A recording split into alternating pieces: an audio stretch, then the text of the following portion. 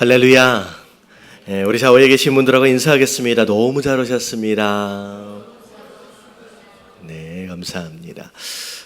지난주에 우리가 그 은사 테스트지를 통해서 우리가 함께 은사 테스트를 좀 했는데, 이렇게 이제 테스트하는 방법도 그렇고 조금 난해해가지고 이게 좀 헷갈렸다라고 하는 분들이 좀 계시더라고요. 그래서 답안지를 또 옮겨 적으면서 위에서부터 아래로 내려가야 되는데 옆으로 또 가가지고 또 계산이 또 안 맞고 막 그래가지고 좀 혼돈을 하신 분들이 좀 있었다라는 얘기를 좀 들었습니다. 근데 이 교재 안에서 테스트지가 그대로 있으니까 여러분들 시간이 좀 되시면 조금 더 우리가 좀 빨리빨리 읽다 보니까 내용을 잘 이해를 못하면서 체크를 할 수도 있거든요. 그래서 시간 되실 때 꼼꼼하게 좀 다시 해보셔서 정확하게 그 내용들이 좀 나올 수 있도록 그렇게 하시면 좋을 것 같아요. 그래서 지금 지난주에 테스트했던 것을 제가 한번 훑어봤고요.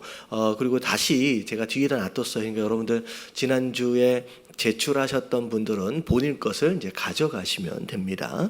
자, 그리고 33페이지에 나에게 있어서 가장 많이 나온 것들의 내용들, 이게 동점으로 같은 숫자가 나온 것들이 좀 있어요. 그렇기 때문에 첫 번째에서부터 한 5번째까지를 여러분들이 염두에 두시고, 오늘 34페이지서부터 제가 설명을 드릴 때 이 5개 안에 본인이 이제 가장 많이 나온 그 은사가 해당되어지면 좀 주의 깊게 잘 살펴보면서 오늘 공부를 하시면 좋을 것 같아요. 그래서 지금 여기 나와 있는 내용들을 보면 전체적으로 23가지의 은사가 지금 이제 정리가 되어 있는데 23가지로 오늘 다 할 수 있을지는 모르겠지만 오늘 할 수 있는 만큼 하고 다음 주까지 이제 마무리를 하면서 이제 은사 세미나를 마무리하도록 하겠습니다. 그래서 이번에 피플 퍼즐서부터 시작되어진 강의, 그리고 마지막에 은사 세미나 다음 주까지 출석 체크하는 거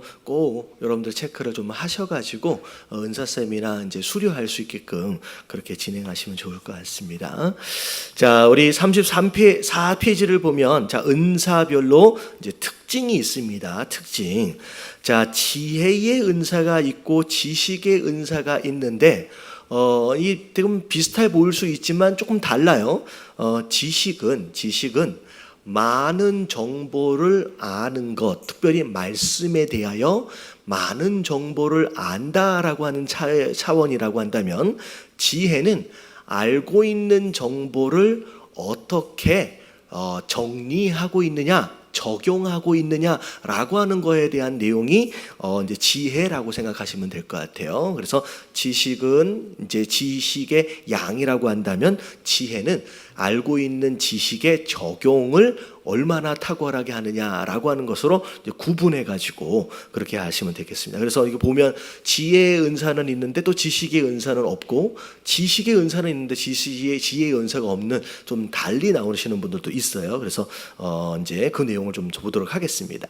자, 첫 번째 개념이 뭐냐? 정의예요. 정의. 자, 첫 번째 지혜의 은사 개념 같이 한번 읽어볼게요. 시작.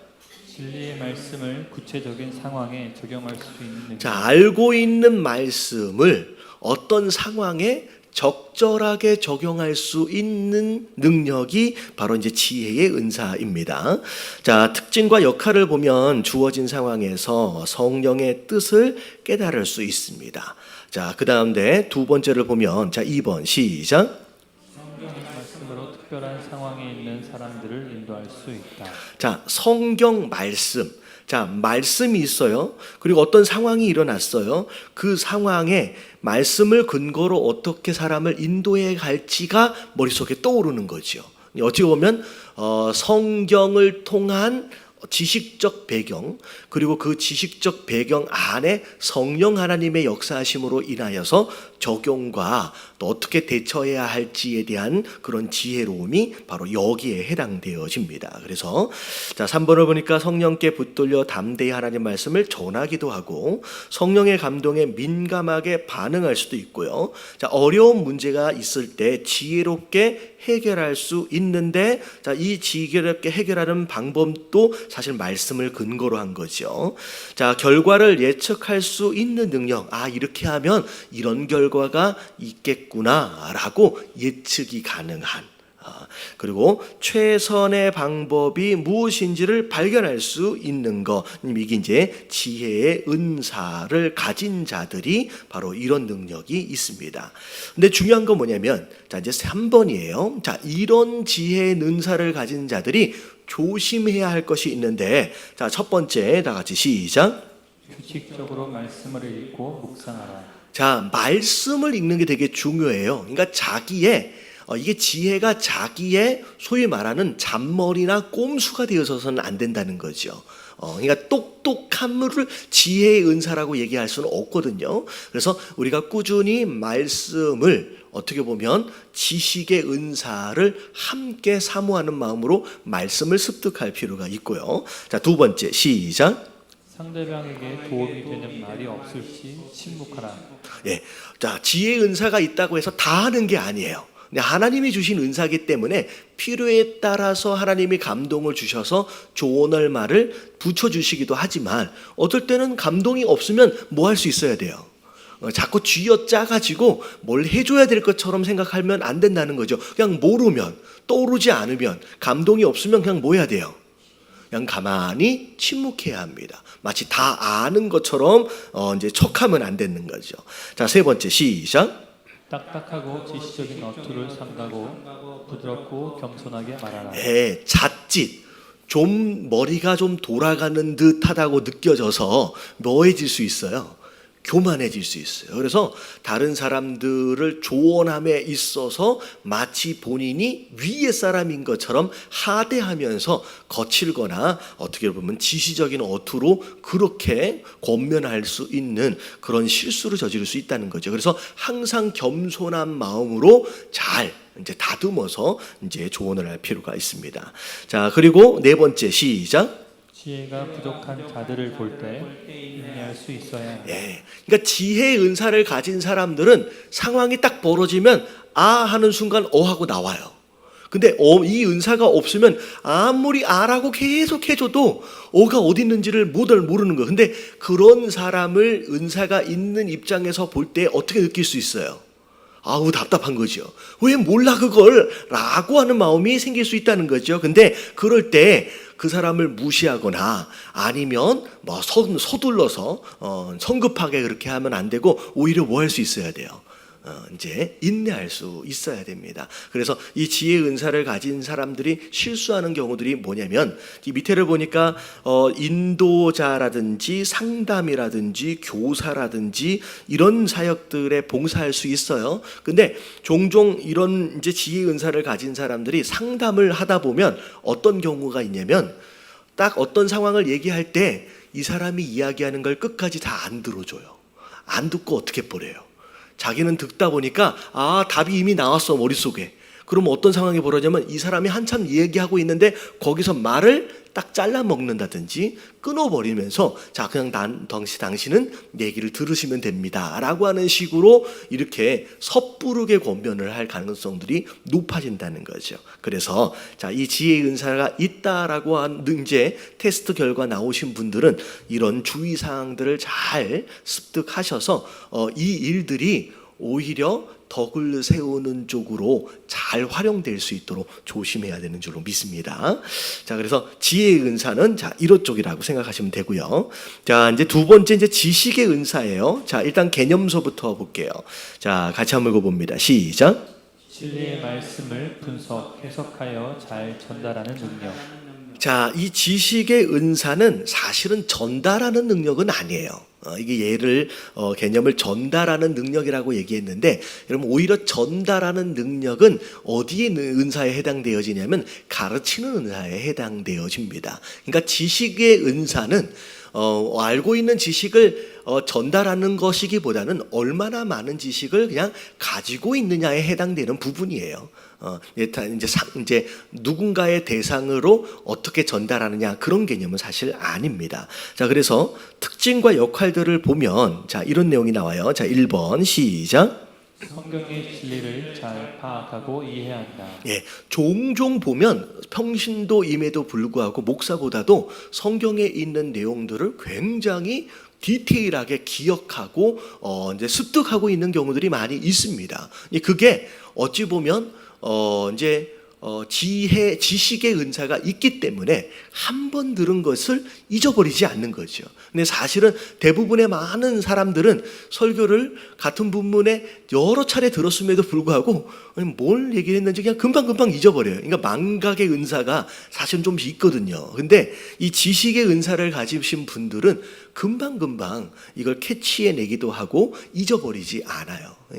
저 같은 경우에는 제가 수업을 가르치는 때가 아닌 수업을 듣는 시간이 될 때 저는 굉장히 집중해서 듣고 그 시간만 지나가면 그 다음 시간에 제가 그거보다 더 잘 가르칠 수 있는, 그러니까 굉장히 기억을 잘해요.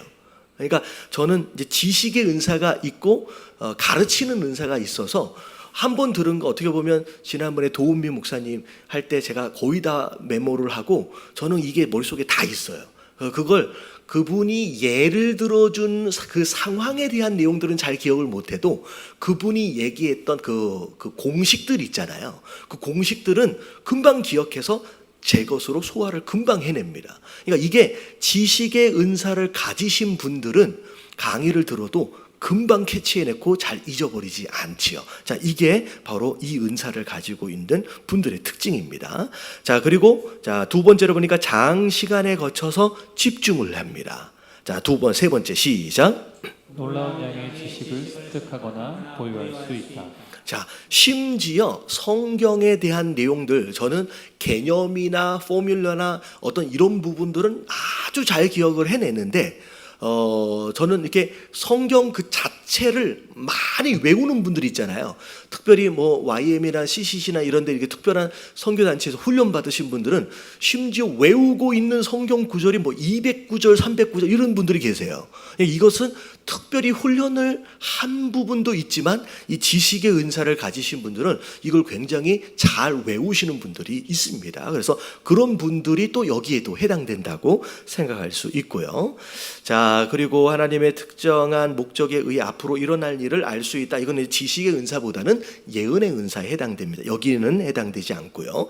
통찰력과 이해력도 사실은 이 내용이보다는 지혜의 은사에 해당돼요. 그래서 이 교재가 쓰여지면서 조금 캐러글라이즈로 조금 어색하게 좀 나눈 부분들이 있어요. 그래서 자, 4번은 예언의 은사에 해당되고요. 자, 그리고 5번은 지식이 아니라 지혜의 은사에 해당되어집니다. 자, 6번은 다양한 정보를 분석하고 정리한다. 이건 이제 지식의 은사. 자, 7번 같이 한번 읽어볼게요. 시작. 교회 발전을 위한 중요한 개념을 발전시킬 수 있다. 자, 요 개념은 조금 어색합니다. 뭐 저도 읽었는데 이게 무슨 뜻인지는 잘 모르겠어요. 근데 어쨌든 지식의 은사에 해당되는 건 아닙니다. 자, 많은 지식을 알고 있다라고 개념을 생각하시면 될 텐데, 자, 주의할 점이 뭐냐? 자, 1번 같이 한번 읽어볼게요. 1번 시작. 비밀스러운 모든 것을 다 아는 것처럼 자만하지 말라. 여러분, 이 지식이 우리의 우상이 되면 안 돼요. 우리가 성경에 대한 내용들을 많이 안다라고 하는 것으로 우리가 교만해져서는 안 된다는 거죠. 자, 그리고 두 번째 시작. 지식의 은사가 가르치는 은사로 잘 연결되도록 하라. 그러면 정말 이러면 좋아요. 지식의 은사가 가르치는 은사로 잘 연결이 되면 참 좋은데 이것은 가르치는 은사를 따로 받아야 합니다. 가르치는 은사와 지식의 은사가 항상 동반되어지는 건 아니에요. 그래서 이제 학교를 좀 다니다 보면 목사님들도 마찬가지일 것 같아요. 굉장히 많은 지식이 있어요. 아는 게 굉장히 많은데 설명을 너무 어렵게 해. 그래가지고 듣고 있는 사람이 이게 도대체 무슨 뜻인지를 모르는 상황. 이거는 지식의 은사는 있지만 뭔 없는 거예요. 이 가르치는 은사가 없는 것이다 라고 생각할 수 있을 겁니다. 그래서 사실은 이 지식의 은사가 있는 분들은 여러분 가르치는 은사 또한 사모하십시오. 왜 그러면 이 지식이 적절하게 잘 활용될 수 있는 방법이 이 가르치는 은사이기 때문에 있으면 너무 좋습니다. 자, 3번입니다. 시작. 교만해질 위험이 있으니 늘 성령과 동행해라. 자, 지식의 은사가 많은 분들은 주로 이성적인 부분에 좀 치우쳐 있는 경향들이 좀 많이 있어요.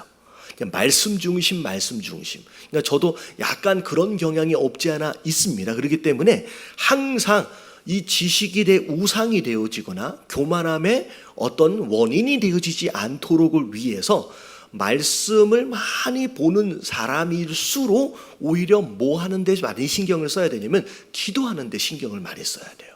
그래서 이미 말씀이 많이 채워져 있기 때문에 이게 이성적으로나 어떻게 보면 지식적으로 내 신앙이 쏠리지 않도록 항상 기도하면서 성령 하나님의 도우심을 특별하게 집중하고 구할 줄 아는 것도 어찌 보면 균형을 잡는 부분에 있어서 도움이 많이 됩니다. 자, 4번입니다. 시작. 아이디어를 나만의 것으로만 제한시키지 말고 잘 유통시켜라. 예, 하나님이 주시는 지식 그 가운데 허락하시는 특별한 아이디어들이 있다라고 한다면 담아놓지 말고 함께 공유하고 나누는 모습들도 필요하다는 거죠. 자, 그래서 이 밑에 이렇게 보니까 지식의 은사 같은 경우에는 특별히 이제 가르치는 은사가 함께 동반이 되어지면 강사나 교사나 여러 가지 이제 목장 리더나 인도자나 이런 식으로 이제 쓰임 받을 수 있겠죠. 그래서 요렇게 이제 사역의 내용들은 조금 저희 교회하고는 조금 사역 내용들 자체가 좀 다르기 때문에 좀 이제 살펴보시면 좋을 것 같고요. 다음 주에는 저희 교회에 해당되어지는 어떤 그런 사역의 봉사의 내용들을 리스트로 좀 잘 정리를 해서 나눠 드릴 거예요. 그래서 우리 교회에서라고 한다면 내가 어떤 은사가 있기 때문에 어떻게 쓰임 받으면 되겠구나, 어디서 내가 봉사를 하면 더 좋겠구나 라고 하는 것을 다음 주에 정리를 하면 좋을 것 같습니다. 자, 지식 은사까지 정리를 했고요.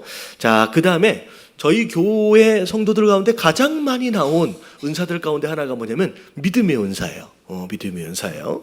그래서 자, 믿음의 은사가 구체적으로 뭐냐? 자, 개념 읽어봅니다. 시작. 하나님의 능력에 대한 확신과 믿음으로 하나님의 약속을 좇아 행하는 능력. 자, 이 믿음의 은사는 확실히 하나님 말씀이 이루어질 것에 대한 확신뿐만 아니라 그 확신을 근거로 하여 나타나는 순종의 모습까지가 함께 들어가줘야 돼요. 그러니까 어찌 보면 나는 확실히 믿어. 근데 이 확실히 믿는다는 건 어떻게 알 수 있냐면 뭐가 있어야 돼요? 순종이 있어야 돼요. 그래서 믿음의 은사는 단순히 내가 확신한다라고 하는 정도에 머물면 이게 안 돼요. 이 믿음은 반드시 그 믿음을 근거한 순종의 반응들이 함께 따라올 때 내가 믿음의 은사가 있구나라고 이제 생각할 수 있어요. 그래서 이 믿음의 은사가 자칫 잘못하면 굉장히 추상화되어지는 것으로 말미암아 순종은 없는데 그냥 믿음이 있는 것처럼 착각할 수도 있다는 거죠.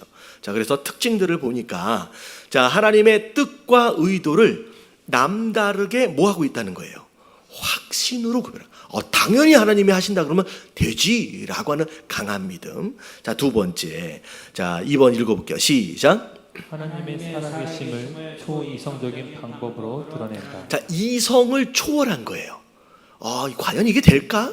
이게 아니라 하나님이 하신다면 하시지. 그러니까 어떻게 보면 딱 듣는 순간 머릿속으로 막 생각해보고 계산해보고 이런 게 아니라 이성을 초월해서 그냥 믿어지는. 자, 3번 시작. 어려움에 봉착한 사람들에게 위로와 회복, 승리의 확신을 준다. 내 안에 주어진 그 믿음이 누군가에게 위로와 권면을 할 때 굉장히 도움이 많이 되겠죠. 그래서 그런 역할들도 하게 되고요. 자, 하나님의 약속의 말씀을 믿고 미래를 준비하는 거, 그리고 하나님의 말씀을 액면 그대로 믿는 거, 그러니까 말씀 그 자체를 믿는 거죠. 자, 6번 시작. 하나님의 말씀을 믿기 때문에 불확실한 상황 가운데서도 물러나지 않고 위험을 감수한다. 네, 이게 사실은 행동으로 나타나는 순종의 모습입니다. 분명히 환경은 안 될 것 같아요. 근데 하나님이 확신을 주셨어요. 그러면 환경을 바라보는 게 아니라 뭘 바라봐요?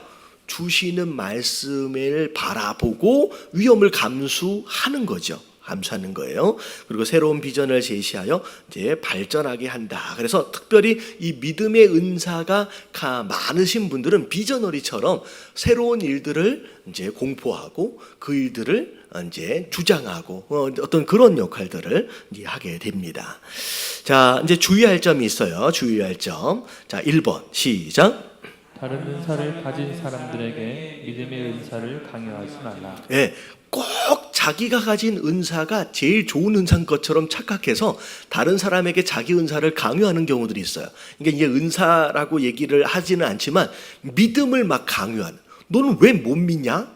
라고 이 믿음을 강요하는 경우들이 있는데, 그러면 이건 강요할 부분이 아니다라는 거죠. 그래서 어찌 보면 강한 믿음을 가진 바울 사도 같은 사람 입장에서 도마 같은 사람을 만나면 되게 열불나죠. 넌 믿음이 없냐라고 하면서 어떻게 보면 판단하고 정죄할 수 있는데, 이 도마는 도마 나름대로의 믿음이 있는 거고 모세는 모세 나름대로의 믿음이 있는 거죠.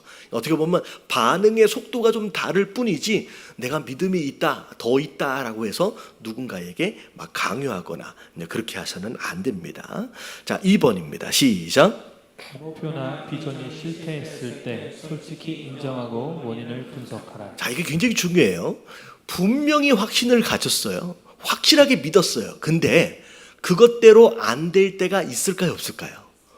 아예 안 될 때가 많죠. 많아요. 근데 어찌 보면 뭐 교회 뭐 건축이라든지 특별한 일이라든지 막 여러 가지를 막 계획해서 목사님뿐만 아니라 많은 성도들이 막 믿음을 가지고 막 으쌰으쌰해서 뭔가를 했어요. 근데 잘 되어지면 참 좋겠지만 어찌 보면 그 믿음과는 조금 다르게 실패처럼 보여질 수 있는 안 좋은 상황들도 충분히 일어납니다. 자, 그랬을 때 그것에 대하여 이제 이 믿음의 은사를 가지신 분들이 다양한 변명과 핑계로 그것에 대하여 회피하는 경우들이 있어요. 믿음이라고 하는 것을 이제 뭐라 그럴까요? 이제 그것을 가지고 했을 때 실패했을 경우에. 근데 믿음의 은사는 믿음의 은사로 그 일들을 할 수 있지만 만약에 그런 일들이 벌어졌을 때 그것에 대하여 솔직하게 인정하고, 그리고 왜 그렇게 결과가 나올 수밖에 없었는지를 이성적으로 분석을 하고 점검할 필요가 있다라는 거죠. 그냥 막무가내로 그냥 하나님 감동 주셨으니까 그냥 가는 거야 라고, 어찌 보면 그렇게 하나님 일하실 수 있지만 때로는 그러다가 실패할 수 있어요. 그럴 때 겸손하게 인정할 줄 아는 것도 이 믿음의 은사를 가진 자들에 있어서 필요한 부분입니다. 자, 3번입니다. 시작. 자신의 모든 생각이 하나님의 뜻인 것처럼 과대 포장하지 말라. 네, 이 믿음의 은사를 가진 자들, 특별히 영분별이나 예언의 은사나 지혜의 은사도 여기에 해당이 됩니다. 마치 자기가 생각한 것이 다 누구의 뜻인 것처럼, 하나님의 뜻인 것처럼, 하나님과 자기가 일치된 것처럼 굉장히 착각하는 가운데 과대 포장하는 경우들이 생길 수 있다라고 하는 거죠. 근데 그럴수록 강하게 믿음이 왔다라고 할수록 어찌 보면 더 겸손하게 더 기도하면서 조심할 필요가 있다라는 거죠.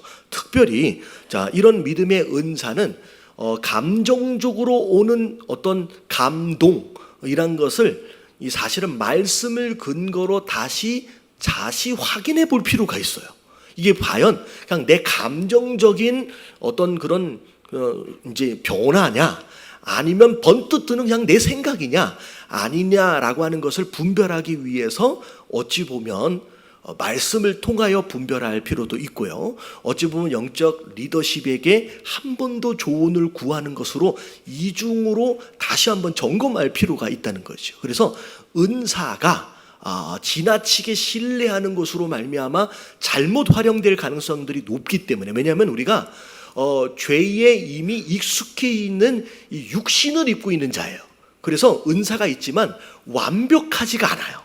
완벽하지가 않기 때문에 자기의 불완전함을 인정하는 그런 겸손함 가운데 여러 차례 여러 수단을 통하여서 재확인할 때 이런 실수를 줄일 수 있다라고 하는 것이죠. 자, 그래서 이제 과대포장하면 안 되고 4번을 보면 같이 한번 읽어봅니다. 시작. 합리적으로 계획을 세우고 문제점을 지적당할 때 경의 받아들인다. 자, 믿음만 가지고서 어떤 일이 되는 건 아니죠. 자, 믿음이 막 있다라고 하시는 분들의 대부분은 성격적으로 볼 때 주도형일 가능성, 그리고 사교형일 가능성이 높습니다.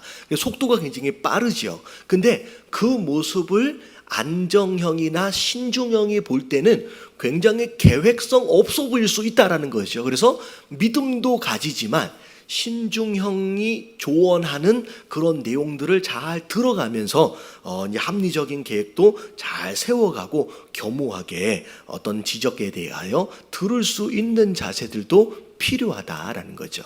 자, 근데 이 믿음의 은사는 이제 어떤 용도로 사용이 됐냐면 원래 하던 일들을 그냥 그렇게 계속 하는 일들에는 그렇게 특별하게 이 은사가 많이 활용되지는 않아요. 근데 하지 않던 새로운 일을 준비하고 새로운 어떤 큰 일들을 계획하고 준비함에 있어서는 이런 일들이 좀 필요합니다. 그래서 뭐 중보기도팀, 장기적인 계획을 세운다든지 교회 개척이라든지 전도든지 선교팀이라든지 뭐 이런 이제 활동들, 영적 전쟁의 선봉으로서 치열하게 싸워야 할 어떤 그런 현장에는 이런 이제 믿음의 은사가 이제 필요합니다. 자, 그 다음에 네 번째입니다. 자, 병고침의 은사. 자, 우리 교회 안에서 이렇게 제가 보니까 몇 분들이 이렇게 계시더라고요. 특별히 이 병고침 은사를 가지신 분들이. 자, 1번 개념 볼게요. 다 같이 시작. 하나님의 도움을 의지해서 육체적, 정신적, 영적 병을 고치는 초자연적인 능력. 자, 병을 고치는 능력인데, 자, 일반적으로 이 병 고침은 육체적인 병을 고치는 일들로 주로 이제 설명이 됩니다. 근데 요 내용들을 보니까 심지어 영적이거나 정신적인 병까지도 이제 해당된다고 이야기를 합니다.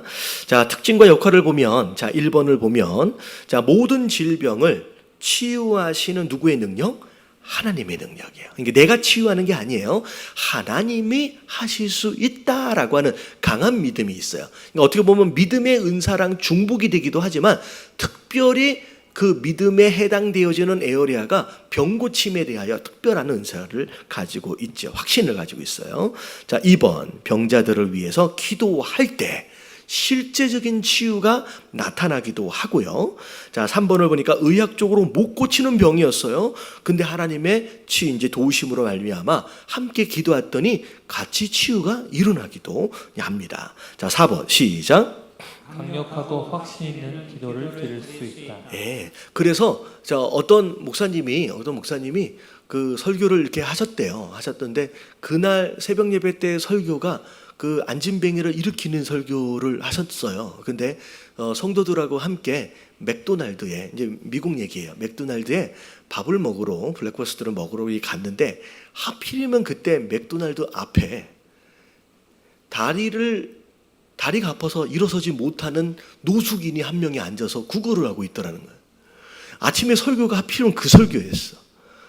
하나님의 능력이라고 한다면 일어설 수 있다라고 막 설교를 기껏 했는데 딱 와서 현실에 이제 부딪힌 거예요. 목사님이 딱 보니까 성도들이 이 목사님에게 뭔가를 구하는 것 같은, 뭔가를 기대하는 것 같은, 이럴 때는 굉장히 목사님 되게 난감하죠. 근데 이게 그냥 말씀은 그렇게 선포했지만 이게 병 고치는 은사와 믿음의 은사가 같이 동반되어지지 않으면 이게 확신이 안 생. 근데 어쩔 수 없이 성도들의 눈치에 못 이겨서 어떻게 했냐면 사람들이 많이 있는 데서는 조금 이상하니까 이분을 모셔다가 이렇게 모셔다가 안 보이는 데로 데려갔대요. 뒤쪽으로. 그래가지고 나사렛 예수 이름으로 명하노니 일어나 걸으라 하고서 딱 일으켜 세웠는데 혹시나 안 일어날까 봐서 다리 한쪽을 살짝 발로 밟았대요. 이렇게 해서 일어나면 이렇게 딱 당겨지게끔, 다리가 펴지게끔. 일어났을까요? 안 일어났을까요? 믿음이 좋으시네. 안 일어났어요. 못 일어났어. 하면서 다리 아프다고 뭔 이런 미친 사람이 다 있냐고 해서 한참 욕만 얻어먹었다는 거예요. 목사님이 결국은 못 일어났어요. 나중에 와서 회개하면서 이제 고백하는 내용이 그거예요. 자기는 믿음의 은사도 그때 믿음이 전혀 안 생기더라는 거예요. 병 고치는 이것도 한 번도 안 해봤다는. 근데 이 성도들의 눈치에 못 이겨서 했는데 역시나 아니나 다를까 안 일어나지더라는 거예요. 이게 흉내낼 수 있는 게 아닙니다. 그래서 이제 다음부터는 이제 솔직하게 고백하기로 했대요. 저는 병 고치는 은사가 없습니다. 라고 솔직하게 고백하기로 했다는 거예요. 근데 이 은사를 가지신 분들은 희한하게 여기에 강력한 믿음이 있어요. 하나님 반드시 낫게 하여. 대부분 이 병 고치는 은사를 가지신 분들의 대부분은 거의 통계적으로 볼 때 과거 본인이 굉장히 큰 병으로 아팠던 경험이 있고 그리고 특별한 은혜로 나아본 경험이 있는 자들이 이 병 고치는 은사를 하나님 허락하세요. 왜 그러냐면 제가 보니까 또 목사님을 보니까 이건 강력하게 이 병 고치는 은사가 나는데 그분은 한 번도 그런 병에 아파본 적이 없어요. 그래서 병자들의 마음을 몰라. 그래서 은사를 막 행하시는데 굉장히 거칠고 어찌 보면 굉장히 뭐랄까요, 언어도 순화가 안 되는 이렇게 반말과 더불어서 좀 그런 이게 분명 은사는 나타나는데 있으면서 걔가 굉장히 불편하더라고요. 근데 종종 이 병 고치는 은사는 하나님 누구에게 주시냐면 병에 걸려봤어요. 그래서 힘들어 본 거야. 그래서 병든 사람을 볼 때 어때요? 마음이 아파. 그래서 이 사람이 나았으면 좋겠다라고 하는 그 국률한 마음이 기본으로 깔려질 때 이 은사를 받으면요, 그 은사가 병만 고칠 뿐만이 아니라 그 마음까지도 위로하면서 세워지는 역사들이 일어나더라고요. 그래서 종종 병에 걸려서 아니면 큰 사고로 아주 심하게 아픔을 경험했던 분들이 종종 이런 은사를 많이 받게 됩니다.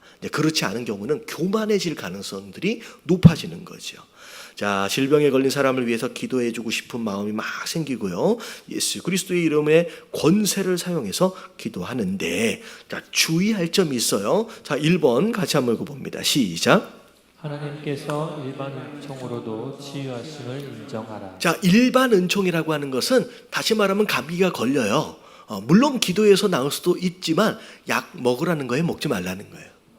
먹으라는 거예요. 근데 이제 성경에 보면 치유할 때 이렇게 기름을 쓴다라는 표현들이 있잖아요. 이제 모략이라든지 이게 사실은 그 당시 실제적인 이제 치료제에 해당이 됩니다. 그래서 특별히 이런 거에 너무 치우치신 분들 같은 경우에는 심지어 약 한 번만 먹어도 금방 나을 수 있는 병임에도 불구하고 어떻게 보면 그 약을 안 먹고 그냥 기도만 하다 실제로 목숨이 위험해지는 일들까지도 막 벌어지는 거죠. 그래서 하나님이 특별 은총을 통하여서 초자연적인 역사로 하나님이 기적을 일으키실 수도 있지만 자연적인 일반적인 상황 안에서의 은총 가운데 병을 낫게끔도 하실 수 있다라고 하는 것에 대하여서도 인정할 줄 알아야 된다는 거죠. 그래서 기도를 하되 병원도 가고 또 수술도 받고 이게 함께 그게 하나님 허락하시는 내용들이기 때문에 그것들을 할 줄 알아야 된다는. 자, 두 번째 다 같이 시작. 치유하시는 분은 하나님이시고 나는 도구에 불과하다는 것을 인정하여 하나님께만 영광을 돌리라. 예, 이 은사를 주신 분이 하나님이에요. 여러분 영광을 절대로 도둑질하면 안 돼요. 여러분 특별히 병 고치는 은사와 예언의 은사만큼은 굉장히 조심할 필요가 있습니다. 이것이 굉장히 다른 사람들 뭐에게 어떻게 보면 관심을 많이 받기도 하고 어찌 보면 실제적인 능력이 나타나기 때문에 눈에 보이는 그렇기 때문에 교만해질 가능성이 높아요. 그래서 나는 도구다라고 하는 것을 항상 기억해야 하고요. 자, 그리고 3번을 보니까 다 같이 시작. 장기간 기도했음에도 치유가 없으시 낙심하지 마라. 네, 은사가 있어서 고치실 수도 있지만 때로는 하나님께서 마치 바울의 육신의 가시를 그냥 내버려 두시는 것처럼 또 하나님께서 고치지 않으실 수 있어요. 그래서 안 했을 때에 굉장히 굴욕감을 느낄 필요는 없다는 거죠. 무슨 내용인지 아시겠죠? 은사가 있어서 막 기도했는데 막 1시간씩 기도했는데 아무런 변화가 안 일어나. 그렇다라고 실망하거나 부끄러워할 필요가 없어요. 왜냐하면 하나님이 하시는 거기 때문에 아니면 하나님께 뭐 맡기는 거죠. 그러니까 그것에 대해서 생각할 필요가 없고요. 자, 4번입니다. 시작. 단임 목회자의 지도에 순종해서 사역함으로 교회의 덕을 세워야 한다. 자, 중요한 건 은사는 목적이 뭐예요? 교회에 덕을 세우는 거예요. 그래서 어찌 보면 교회에 있어야 할 기본적인 어떤 질서나 덕을 해칠 수 있는 상황이다라고 한다면 이게 위험해질 수 있습니다. 그래서 종종 이 병 고치는 은사가 어찌 보면 복음이 전해지는 데 있어서의 중요한 툴로 이용되어져야 되는데 마치 병고침 자체가 복음인 것처럼, 그래서 교회에 뭐 하러 왔어요? 예배를 드리고 말씀을 들으러 오는 게 아니라 그냥 병이나 고치러 오는 사람들로 들끓어서는 안 된다는 거죠. 그래서 이 특별한 이 은사만큼은 이제 담임 목사의 지도를 따라서 순종함으로 조심스럽게 시행되어져야 한다는 거죠. 자, 그래서 특별히 중보기도팀이나 상담이나 신방, 치유 사역 쪽에서 이 사역을 이제 활발하게 할 수 있습니다. 자, 5번입니다. 자, 능력이에요. 능력. 자, 이제 기적이 일어나는 건데, 자, 개념을 볼게요. 1번. 개념 시작.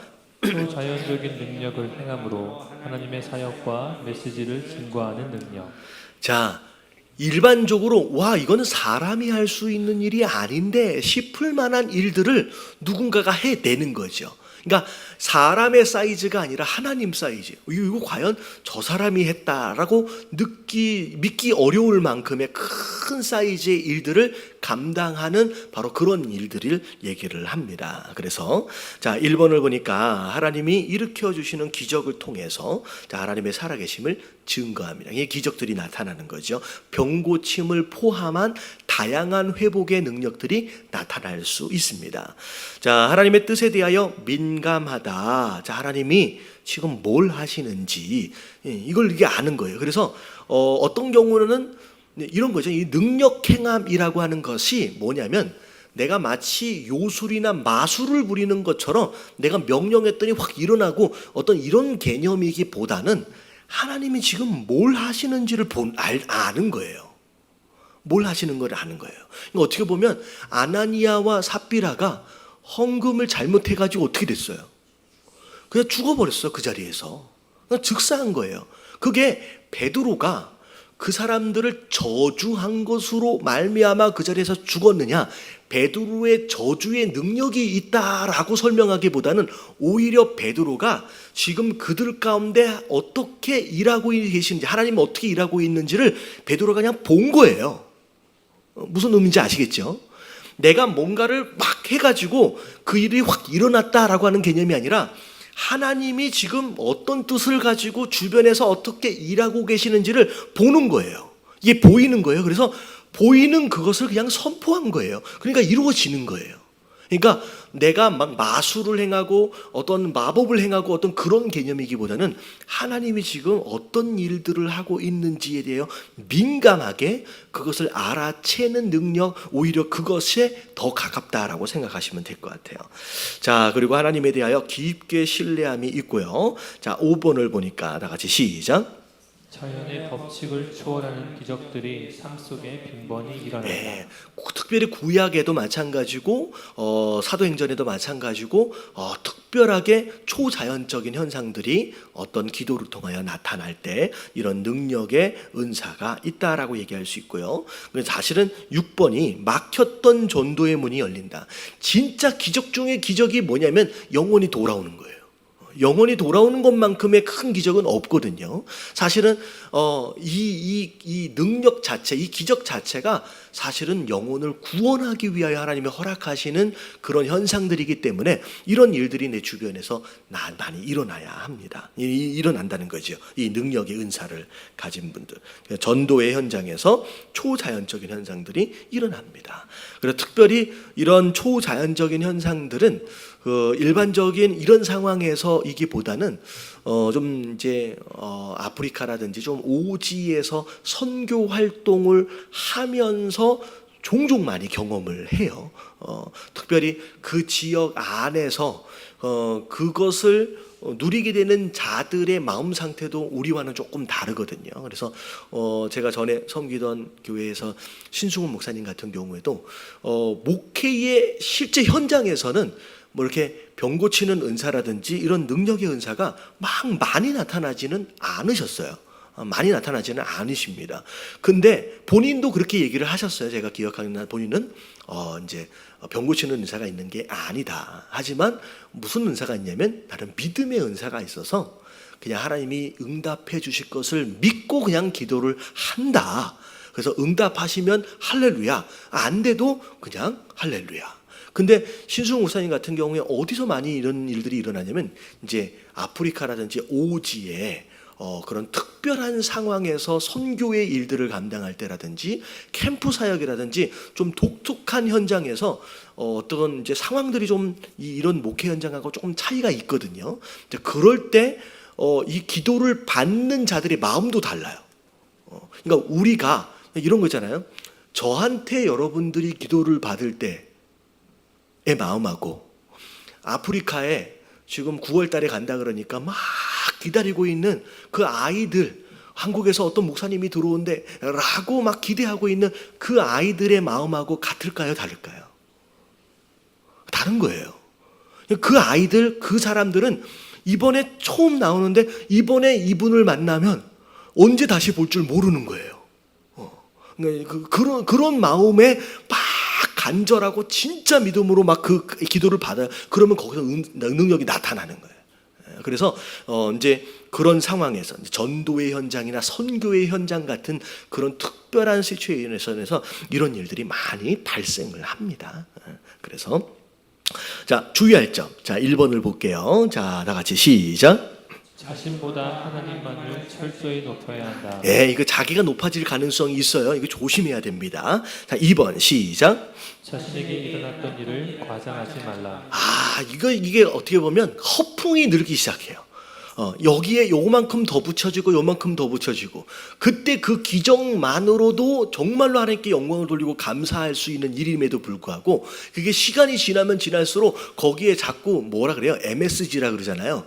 이게 조미료가 자꾸 뿌려가지고 굉장히 확대되어지고 과장되어질 가능성이 높아요. 그렇기 때문에 이것도 조심해야 돼요. 자, 3번 시작. 하나님의 일하심은 내가 기대하는 시기와 장소와 다를 수 있음을 인정하라. 이걸 인정해야 돼요. 나는 이런 능력이 있어서 여기서 있었으면 좋겠다라고 나는 기대하지만 하나님은 그러시지 않을 수 있다라는 거죠. 내 마음대로가 아니다라는 거. 자, 그리고 4번 시작. 말씀과 균형을 이루도록 하라. 여러분, 초자연적인 이런 은사들이 많으신 분들은 반드시 균형을 맞춰야 돼요. 잘못하면 무당돼 버려요. 무당돼 버려요. 그러면 이것을 균형을 잘 맞추기 위해서 말씀을 잘 보강해야 됩니다. 그래서 말씀이 지나치게 너무 강하게 흘러가 있다라고 한다면 기도를 통하여서 성령의 인도하심을 좀 잘 받으면서 균형을 맞춰야 되는 것처럼 이 성령의 능력의 부분이 지나치게 많이 나타난다라고 한다면 말씀으로 돌아가는 것을 잘해야 돼요. 그래서 제가 어떤 분을 이렇게 보니까 그분이 그런 얘기를 하시더라고요. 정말 하나님이 본인을 너무 사랑하시는 것 같다고. 왜 그러세요? 라고 물어봤더니 앞으로 일어날 일들에 대하여 하나님이 꿈으로 자주 보여주신대요. 꿈으로. 꿈을 꾸면 그렇게 되어지는 일들이 꿈으로 잘 경고를 하시고 꿈으로 말씀하실 때가 되게 많대요. 근데 제가 이렇게 잘 몇 번 상담을 하면서 물어보자 보니까 이분이 이분의 누님인가 누군가가 무당이야. 그러니까 이 집안 내력 자체가 약간 이런 부분 있잖아요. 좀 신비스럽고 약간 그런 부분에 아주 이렇게 좀 치우쳐 있는 집안의 분위기더라고요. 그래서 제가 물어봤어요. 꿈으로 다 보여주신다 그래가지고 그러면 말씀 생활은 어떻게 하냐고. 그러니까 글쎄요. 제가 그 앞에서 그런 얘기를 못했어요. 하나님이 주로 우리에게 뭘 통하여 말씀하시냐면 성경을 통하여 말씀하시거든요. 도대체 이 사람은 성경을 안 읽어. 그러니까 말씀해 주실 길이 없는 거야. 그래서 뭐라도 보여주시는 거야. 꿈으로라도 보여주시는 거야. 다시 말하면 사랑해서 꿈으로 보여주시는 게 아니라 하도 말씀을 안 읽으니까 꿈으로라도 내 음성을 들으라고 경고를 하시는 거거든. 근데 이걸 자기가 너무 사랑을 받아서 그렇다라고 착각할 수 있다는 거죠. 그래서 내가 어느 한쪽이 좀 강력하게 나타난다. 지금 은사들 5가지를 쭉 보면 조금 치우쳐 있는 경우들이 있을 거예요. 말씀 쪽으로 치우쳐 있는다든지 아니면 감정적으로 좀 치우쳐 있다든지 아니면 능력으로 좀 치우쳐 있다든지 여러분 그런 경우에는 이 균형을 맞추는 노력들을 나름대로 할 필요가 있죠. 자, 그래서 5번을 보니까 가능한 이제 사역들이 이런 식으로 그래서 믿음의 은사랑 굉장히 비슷하게끔의 사역들을 이제 할 수 있게끔의 사역지들이 이제 정리가 될 것 같아요. 자, 그리고 예언의 은사입니다. 조금 또 신기한 은사지요. 자, 예언의 은사 개념 먼저 읽어볼게요. 시작.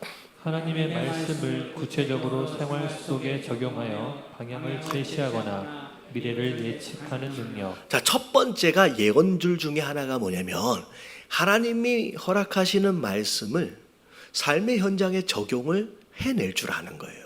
어찌 보면 제가 강단에서 선포하고 있는 사실 설교의 대부분은 이 예언의 은사에 해당이 됩니다.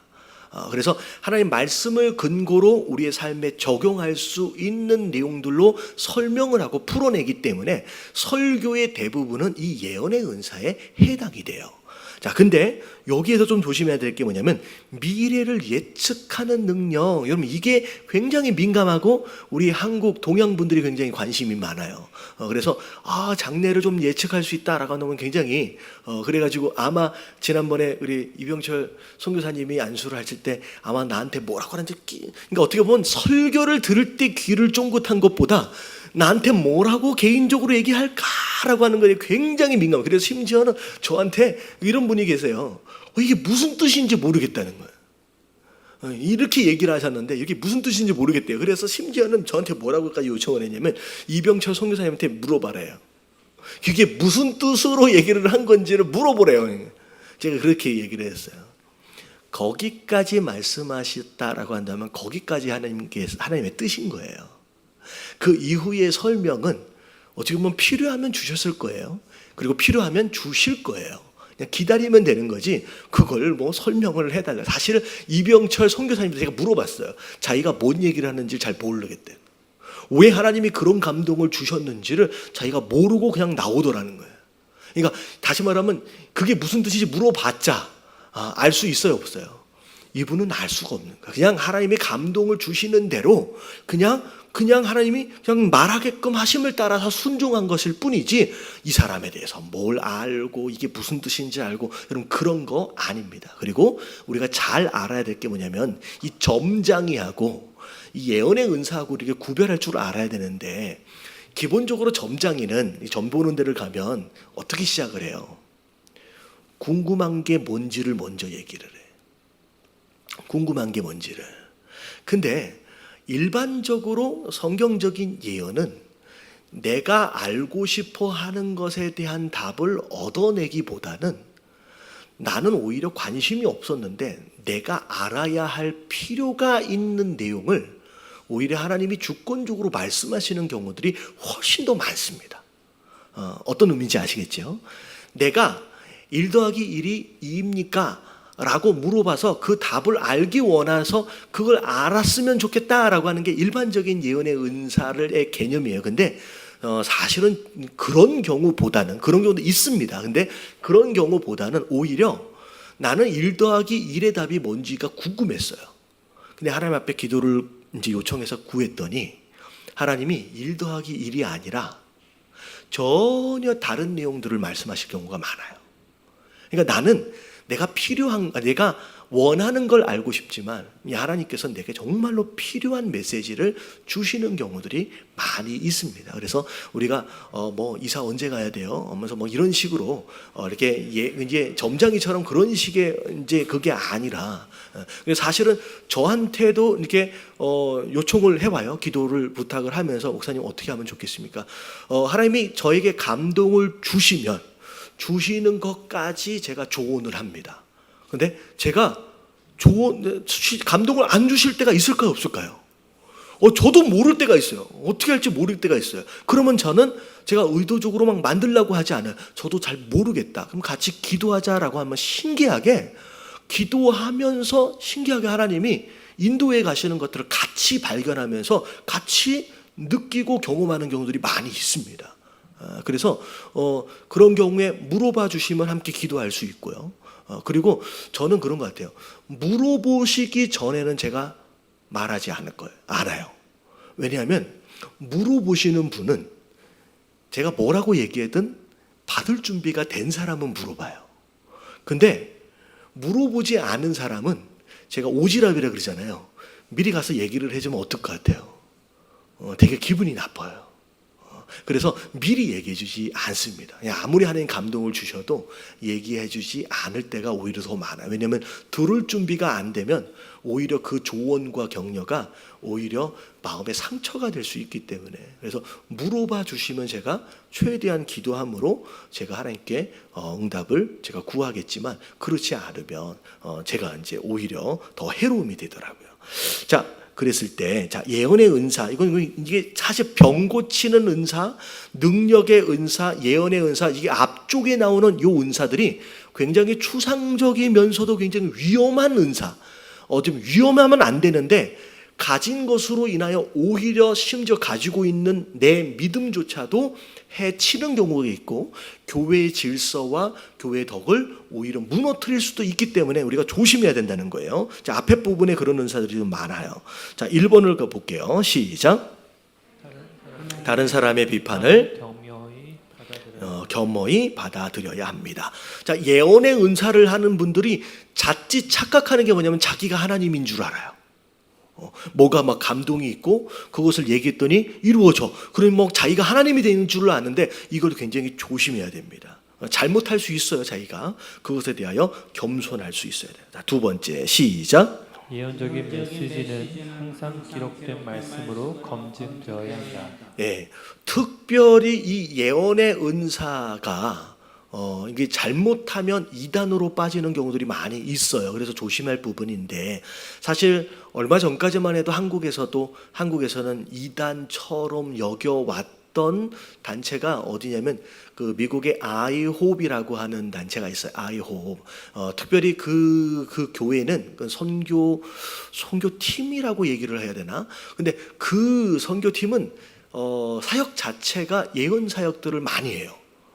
그러다 보니까 한국 교회에서 볼 때 저거 이단 아니냐라고 굉장히 오해를 굉장히 많이 샀었는데, 사실은 제가 그냥 미국에 있을 때 이 아이홉의 그 사역들을 한번 보기 위해서 다녀온 적이 있어요. 일주일 동안을 거기에서 합숙을 하면서 본 적이 있어요. 근데 뭐 찬양도 진짜 기가 막히게, 거기 안에는 찬양팀이 30몇 개인가 뭐 되게 많아요.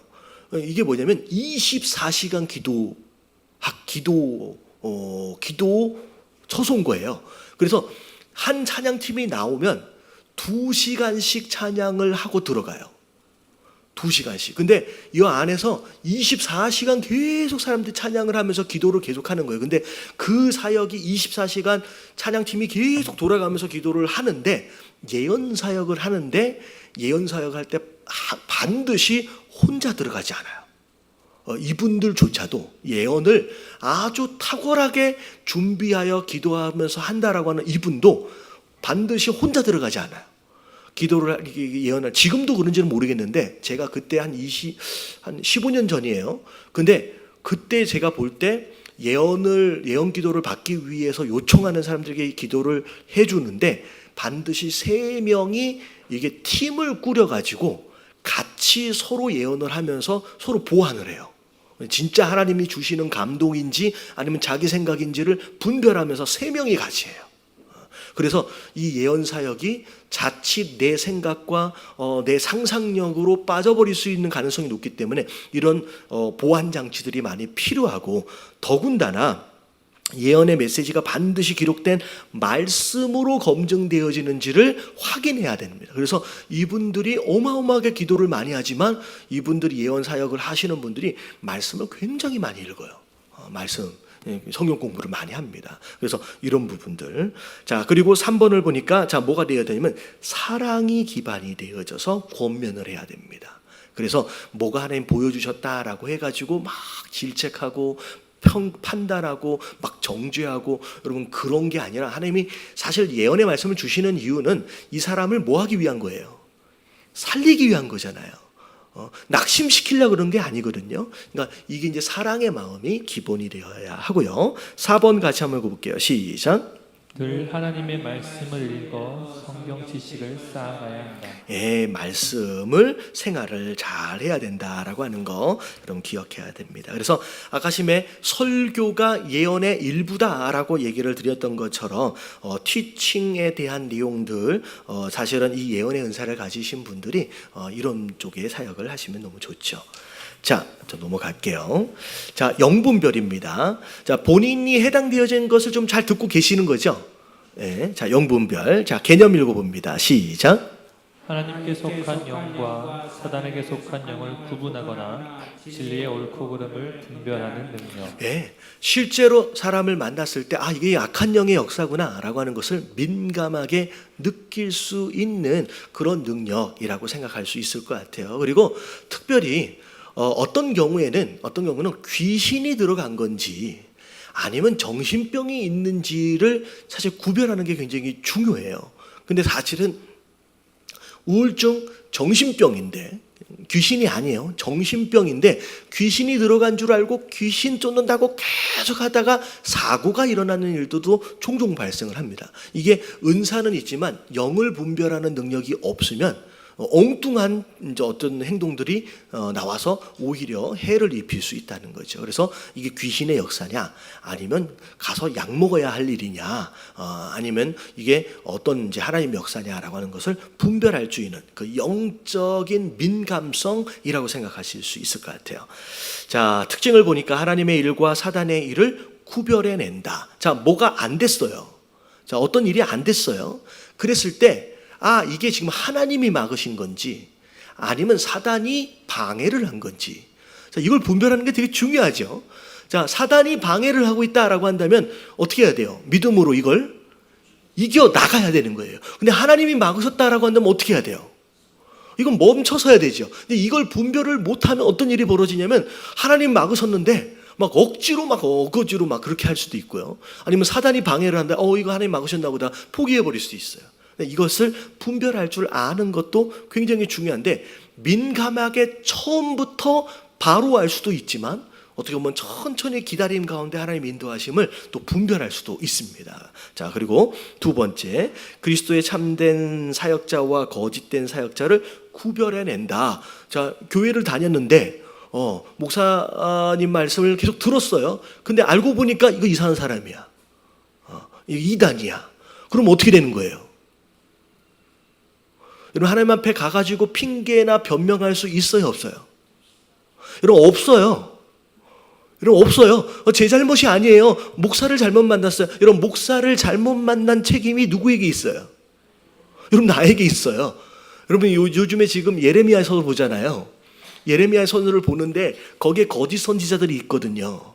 근데 거짓 선지자에 대해서 하나님이 심판을 말씀하실 때 뭐라고 얘기하느냐면, 너와 더불어 너의 거짓 예언을 들었던 너의 친구들까지도 함께 뭐한다? 다 심판을 받는다는 거예요. 그래서 우리가 이 성도 되어진 자들로서 여러분, 이걸 잘 구분해야 돼요. 분별할 수 있지, 분별을 못하면 엉뚱한 곳에서 잘못된 리더 아래서 잘못된 인도하심을 받다가, 여러분, 이게 제일 억울할 것 같아요. 저는 차라리 교회를 안 다니는 게 낫지. 그러니까 안 다녔으면 할 말이라도 있어. 근데 기껏 그렇게 열심히 쫓아다니다, 여러분, 이단들에 빠진 분들을 보면 정말로 안타까워. 진짜 안타까워. 여러분, 이게 남의 얘기가 아니에요. 여러분, 이게 이상한 사람들이나 빠지지, 여러분, 그렇지 않아요. 주변에 이단에 빠져가지고 엉뚱한 곳에서 정말 망가지고 가정도 망가지고, 제가 주변에 그런 일이 있어요. 미국에서 지금 몇 번 전화 와가지고 누가 이혼을 했고, 정말 제가 알던 저보다 3살이 많은 형인데 UCLA를 졸업하고 치과 의사예요. 근데 UCLA 치대의 학장이에요. 한국 사람이에요. 저보다 3살 많아요. 엄청 똑똑하고 잘 나가는 사람이에요. 근데 와이프가 이단에 빠져버렸어. 근데 이단에서 나오지를 못하는. 그래서 결국은 이혼하고 난리가 다 박살이 나버렸어요. 심지어 그것 때문에 너무 힘들어서 자기가 병에 걸려버려요. 병에 걸렸다가 다행히 하나님 은혜로 다시 회복을 해서 정상적으로 이제 학장으로 다시 돌아가긴 했지만, 여러분, 이게 쉬운 일은 아니에요. 그래서 여러분들이 기도하셔야 돼요. 여러분들이 잘못된 곳에 잘못된 영적 리더에 여러분 빠지지 않도록 여러분 위해서 기도하셔야 되는 줄 믿습니다. 여러분, 변명 핑계하면 안 되고요. 여러분, 그래서 여러분들이 누굴 위해서 기도해야 돼요? 좀 얘기 좀 잘해 주세요. 누굴 위해 기도해야 돼요? 왜 저를 위해서 기도해요? 제가 끝까지 정말 하나님 앞에서 온전한 주의 종이 되어질 수 있도록 위해서 정말로 영적으로 깨어서 바른 말씀만, 바른 복음만 증거하는 그런 주의 종이 될 수 있도록을 위해서 여러분 기도해 주셔야 합니다. 제가 이런 얘기를 하면 목사가 우리한테 맨날 책임을 떠넘기고 그러면 안 되지 라고 생각할 수 있는데, 여러분 저도 노력을 해야 되지만 여러분들 도와주셔야 돼요. 할렐루야. 그래서 여러분 변명해도 소용없어요. 여러분 이게 책임을 물으신다 그랬어요. 자, 그리고 자 보니까 말이나 행동 배후에 역사하고 있는 영의 실체를 파악한다. 그러면 이게 보이면 사기 안 당해요. 이게 말하고 있는데 이게 느낌이 이상한데 왜 저 사람이 왜 저런 얘기를 저런 식으로 하지? 라고 뒤에 숨겨진 의도가 보이기 시작하는 거예요. 그럼 이게 영분별의 은사입니다. 자, 그리고 신체적 질병, 전시적 질병, 귀신 들려 걸린 질병을 자 아까 얘기했죠. 구별하고 거짓 가르침, 거짓 기적, 거짓 복음을 가려낼 줄 알게 됩니다. 자, 교회를 사단의 공격에서 예방하거나 방어한다. 이게 이 신천지가 들어와서 난리를 피우는데 영분별이 없는 사람들은 거기에 우우 쏠려달리면서 군중심리에 교회가 무너지고 지금 성도들이 다 떠나가고 있음에도 불구하고 거기에 그냥 매달려서 사생결단을 하는 거예요. 그런 일들이 벌어집니다. 악한 영의 출처가 어디 있는지도 파악할 수 있습니다. 그래서 실제로 그건 그냥 얘기 안 할게요. 자, 주의할 점 1번 다 같이 시작. 말하기 전에 깨달음을 확인해 보아야 한다. 자, 이 영분별이 왔잖아요.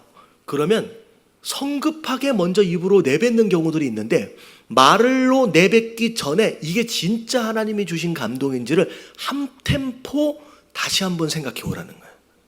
자, 두 번째 시작.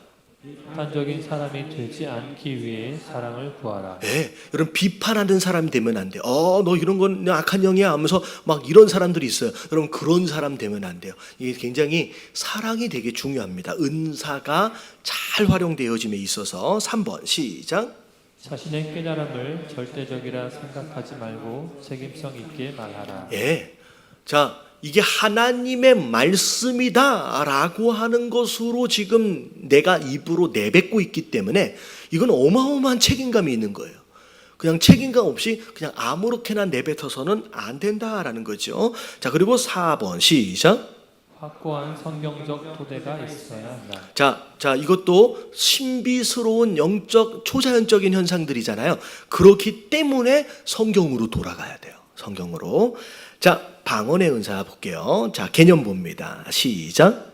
배우지 않은 언어로 기도하거나 찬양하거나 대화하거나 전달할 수 있는 능력. 자, 이게 영적으로 하나님이 특별하게 허락하시는 랭귀지예요. 랭귀지인데, 자, 이게 다른 나라 언어로 말을 할 수도 있지만 대부분은 천국 방언이다라고 말하는 것으로 우리가 알지 못하는 언어로 기도를 돕고 찬양을 도울 수 있습니다. 자, 그래서 1번을 보니까 깊은 기도를 경험할 수 있어요. 자, 방언을 하면 더 깊이 기도를 할 수 있고요. 자, 두 번째 강력한 영적 활동을 할 수 있다.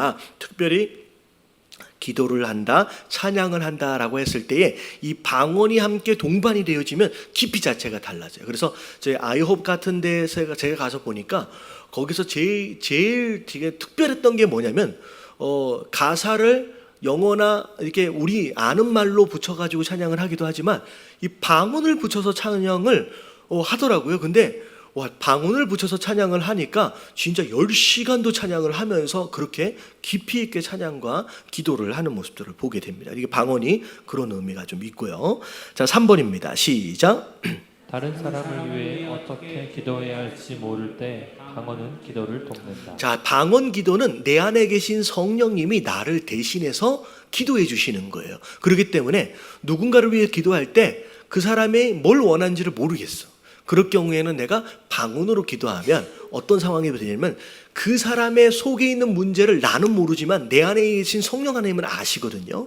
그렇기 때문에 이 방언의 은사가 중보 기도할 때 굉장히 유용하게 쓰여질 수 있습니다. 그 밑에 나오는 게 교회와 성도를 위해 강력한 중보 기도를 할 수 있고요. 자, 5번 시작.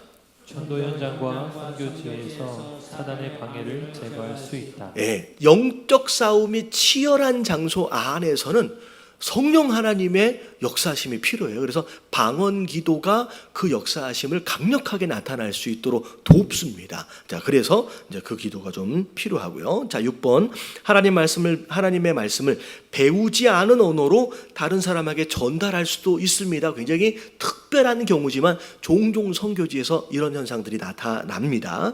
자, 7번 다 같이 시작. 특별한 경우 배우지 않은 언어로 다른 사람과 대화할 수 있다. 예, 실제로 방언으로 서로 대화하는 것을 제가 본 적이 있어요.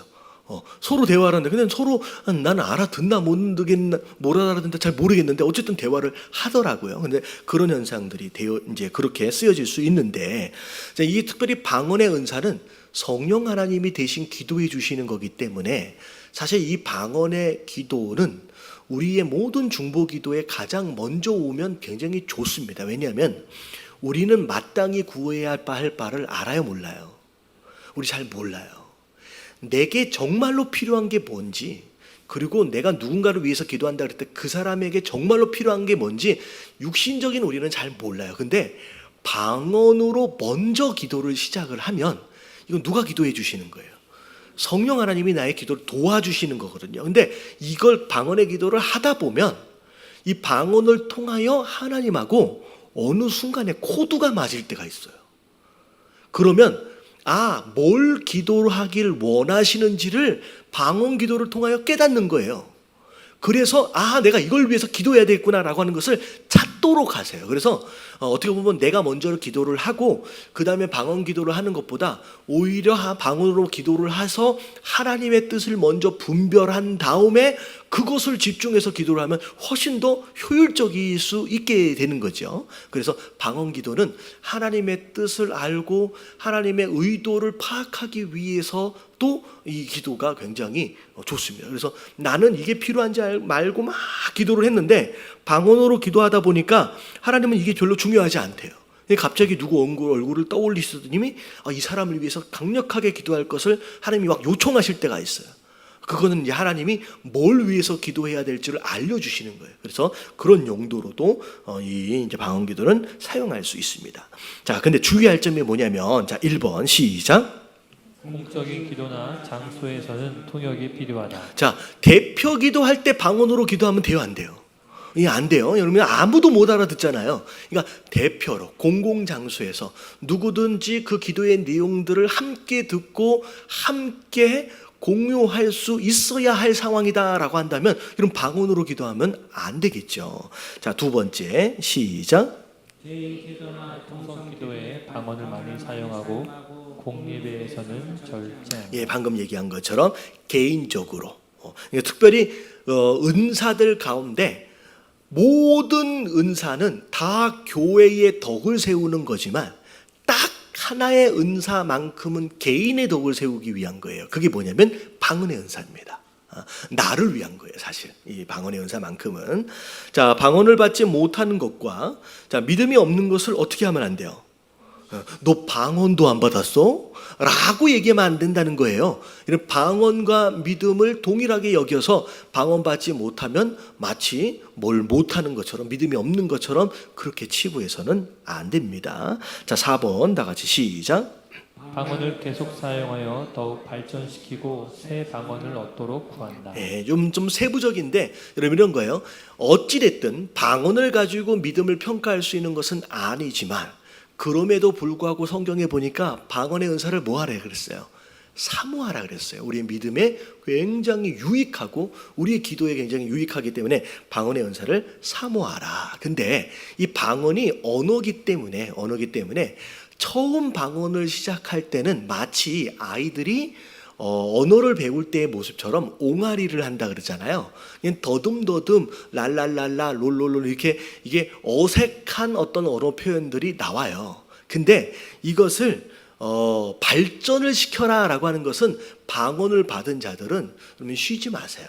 이 방언을 개인적인 기도에 많이 활용을 하세요. 그래서 금요 예배나 이럴 때는 통성 기도를 할 때 그런 방언으로 기도하십시오. 그러면 기도를 하면 안 하면 점점 어찌 보면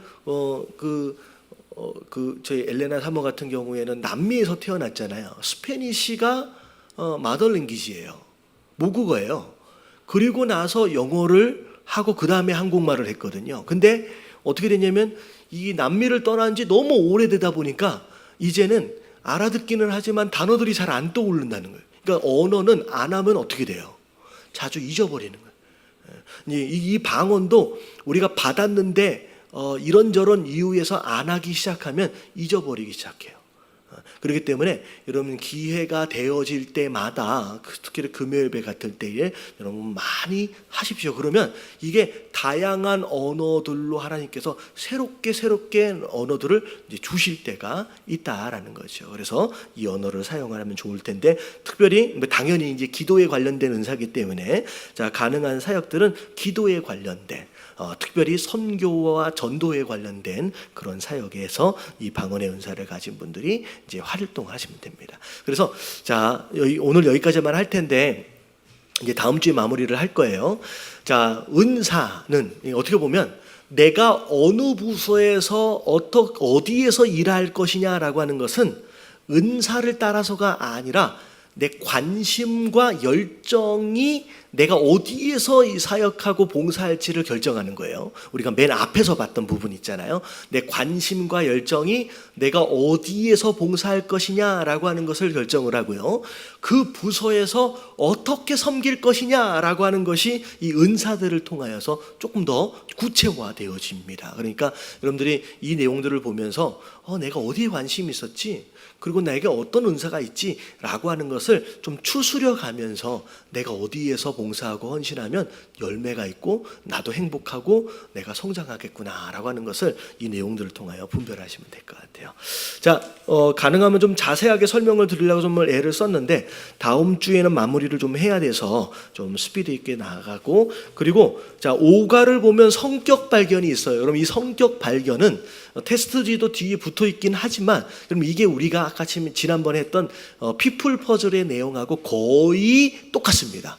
그러니까 여기에 개념만 살짝 정리하고 다음 주에 마무리를 하면 좋을 것 같아요. 혹시 궁금하면 성격에 대한 내용도 테스트도 한번 해보세요. 혹시 3, 4주 안에 또 바뀌어질 수도 있을까 모르겠지만 또 한번 해보시는 것도 좋을 것 같아요. 자, 여기까지 하고 자 기도하고 마무리하도록 하겠습니다.